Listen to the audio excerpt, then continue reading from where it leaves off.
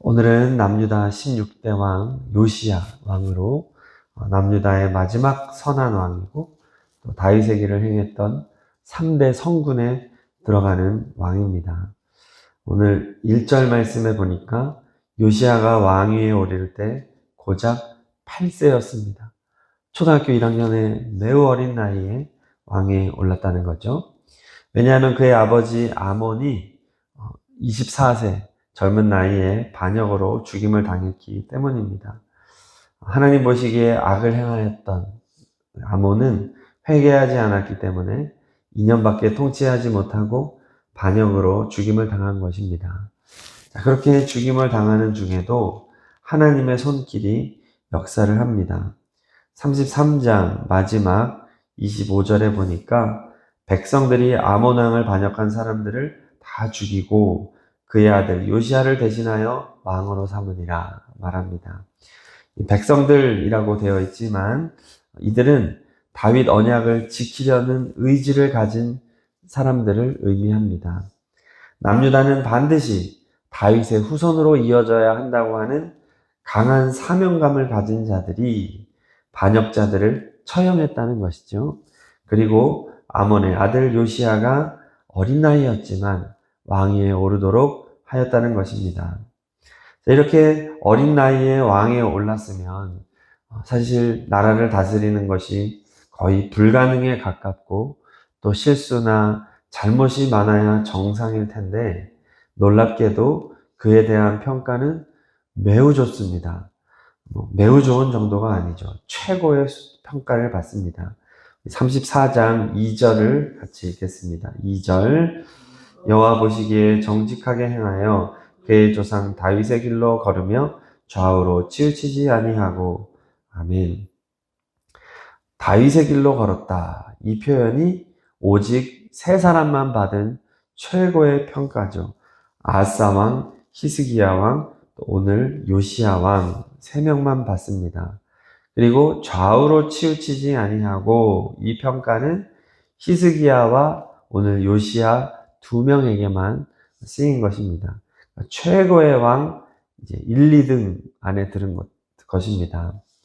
자, 그렇다면 요시야 왕은 어떻게 이렇게 다윗의 길을 따랐고 또 좌우로 치우치지 않고 하나님의 길을 갔다라고 평가를 받을 수 있었을까요? 몇 가지를 나누려고 합니다. 먼저 어린 나이에 죽음의 위기를 통과한 것이 그가 하나님을 선택하는 계기가 되지 않았을까 이제 봅니다. 아버지가 반역으로 죽임을 당하는 중에도 살아남은 것은 하나님의 은혜일 수밖에 없다는 것이죠. 그런 점에 있어서 우리의 인생에 닥치는 어려움들은 오히려 믿음 생활에 도움이 될 때가 참 많은 것 같습니다. 다윗도 그가 마지막까지 선한 왕으로 남을 수 있었던 가장 큰 비결은 그가 사울 왕에게 쫓겼던 10여 년간의 고통의 시간들 때문이었을 것입니다. 정말 외롭고 두렵고 쓸쓸하고 걱정되고 염려되는 그 극한의 시간을 통해서 훈련되어진 것이죠. 모세도 출애굽의 지도자가 되기 전에 무려 80년의 시행착오와 연단의 시기를 보냈습니다. 그래서 결국 성경의 수많은 인물들은 고난을 통해 빚어진 결과물이라고 해도 과언이 아닙니다. 그러므로 오늘날 우리 인생에 어려움이 있다면 오히려 그 시기를 통해서 우리를 훈련시키시는 하나님을 바라보는 우리가 되어야 하겠습니다. 그 시간은 반드시 유익합니다. 고통의 시간이 지나고 나면 하나님은 우리를 훈련시킨, 연단시킨 인격을 가지고 믿음의 길을 갈 수 있도록 해 주신다는 것이죠. 자, 둘째로 요시야 왕이 좌우로 치우치지 않을 수 있었던 비결은 오늘 여호와의 율법책입니다. 14절을 읽겠습니다. 14절 무리가 여호와의 전에 헌금한 돈을 꺼낼 때에 제사장 hil기야가 모세가 전한 여호와의 율법책을 발견하고 아멘. 요시야 왕의 명령에 따라 성전을 수리하던 중에 hil기야 제사장이 모세의 율법책을 발견했다는 겁니다. 그럼 지금 이때까지 모세의 율법책이 없었다는 거예요. 원래 모세의 율법책은 언약궤 옆에 두어야 합니다. 그런데 므낫세 때 성전이 더럽혀지고 므낫세가 55년 오래 통치를 했기 때문에 한 세대가 지나간 거죠. 그때 치워두었거나 아니면 너무나도 악한 시대였기 때문에 누군가가 율법책을 안전하게 보관하기 위하여 므낫세를 피해 숨겨두었었다는 것을 의미합니다. 자, 그리고 이렇게 율법책이 숨겨진 채로 세월이 지나가면서 남유다는 이방 나라와 하나도 다를 바 없는 타락한 나라가 되었음을 보여주고 있는 겁니다. 그런데 성전을 정화하려는 요시야 왕의 열정, 또 하나님의 보이지 않는 손길 속에서 율법책이 발견이 된 거죠. 율법책을 듣고는 요시야 왕에게 먼저 나타나는 반응은 19절입니다. 19절 읽겠습니다. 왕이 율법의 말씀을 듣자 곧 자기 옷을 찢더라. 네. 하나님의 말씀은 좌우의 날선 검과 같아서 심령을 찔러 쪼개고 죄를 도려냅니다. 지금 요시야 왕은 하나님의 말씀의 능력이 임하여서 통회하며 회개하는 것입니다. 그리고 하나님의 말씀에 대한 더 큰 갈급함으로 말씀을 사모하게 되죠. 21절 읽겠습니다. 21절 너희는 가서 나와 및 이스라엘과 유다의 남은 자들을 위하여 이 발견한 책의 말씀에 대하여 여호와께 물으라. 우리 조상들이 여호와의 말씀을 지키지 아니하고 이 책에 기록된 모든 것을 준행하지 아니하였으므로 여호와께서 우리에게 쏟으신 진노가 크도다 하니라. 아멘. 발견한 책의 말씀에 대하여 여호와께 물어라. 너무나 하나님의 말씀에 대한 간절한 마음이 불타는 것입니다.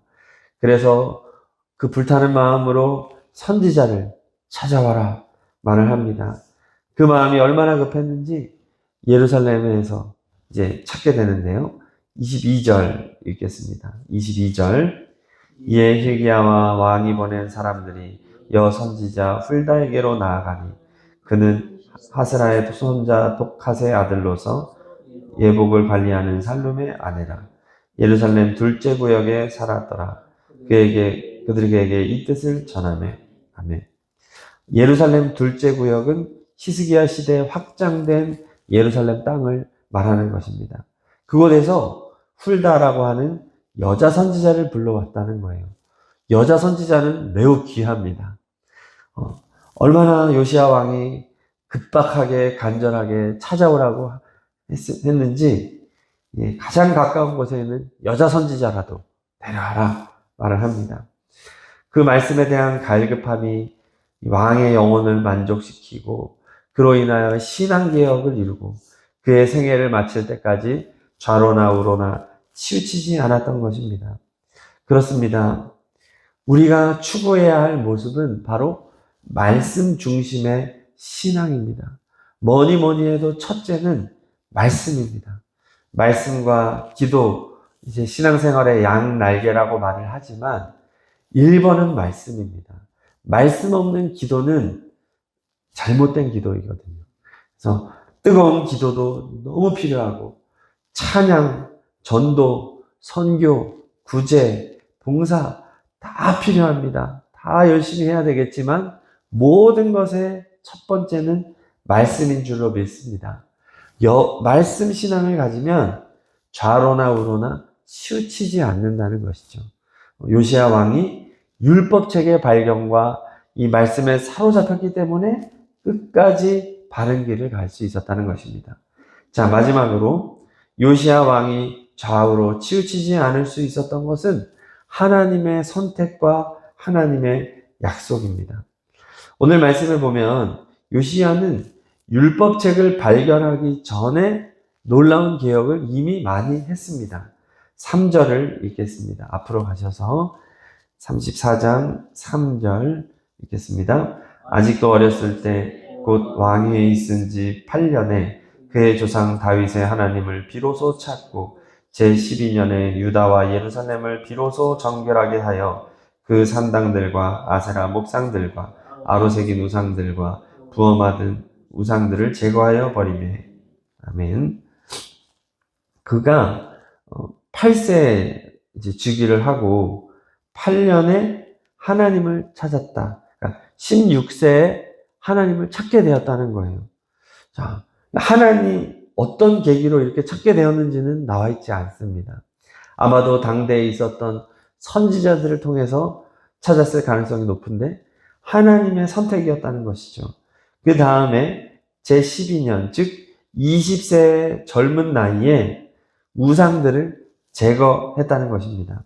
그런데 4절을 읽겠습니다. 4절, 무리가 왕 앞에서 바알의 제단들을 헐었으며 왕이 또 그 제단 위에 높이 달린 태양상들을 찍고 또 아세라 목상들과 아로새긴 우상들과 부어 만든 우상들을 빻아 가루를 만들어 제사하던 자들의 무덤에 뿌리고. 아멘. 보니까 무리가 바알의 제단들을 헐었습니다. 그리고 바로 나오는 게 뭐냐면 왕이 이렇게 말합니다. 왕이. 보통 성경에서 우상의 제단을 헐으면 그냥 처음부터 무리와 왕을 구분하지 않고 그냥 왕이 우상들을 헐어버렸다, 찍어버렸다, 이런 식으로 표현을 합니다. 근데 오늘 말씀은 무리가 바알의 제단을 헐었고 왕이 손수 태양상을 찍고 아세라 목상과 아로새긴 우상들과 부어 만든 우상들을 빻아 가루를 만들었다.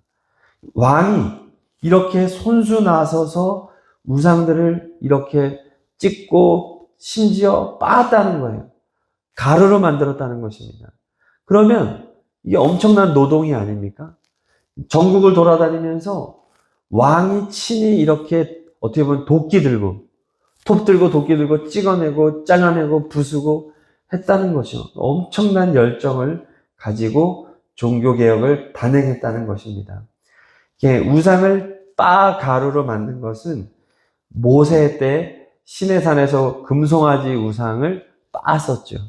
이것은 아주 적극적이고 강경한 태도로 개혁을 실행하는 모습을 보여줍니다. 그래서 율법책을 발견하기 전에도 이런 열심을 가지고 있었다는 것이죠. 또 5절 읽겠습니다. 5절, 제사장들의 뼈를 제단 위에서 불살라 유다와 예루살렘을 정결하게 하였으며. 아멘. 이 제사장들은 산당 제사장들입니다. 정규 제사장이 아니라 이스라엘을 범죄하게 만든 악한 제사장들이에요. 요시아는 그들을 부관참시하여 그들의 뼈까지 다 불살른 것입니다. 그들을 다 징계한 것입니다. 또 이어서 6절 읽습니다.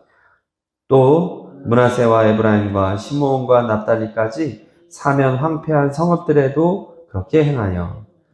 지금 북이스라엘은 멸망하였고 아수르의 통치 속에 있습니다. 그러나 아수르의 세력이 약해진 상황이거든요. 그 이미 멸망한 북이스라엘 땅까지 어떻게 보면 위험한 땅입니다. 그 땅까지 왕이 손수 다니면서 우상들을 다 제거하였다는 것이죠. 7절 읽겠습니다. 7절, 제단들을 허물며 아세라 목상들과 아로새긴 우상들을 빻아 가루를 만들며 온 이스라엘 땅에 있는 모든 태양상을 찍고 예루살렘으로 돌아왔더라. 아멘. 전국을 순회하면서 우상을 제거하였다는 것이죠.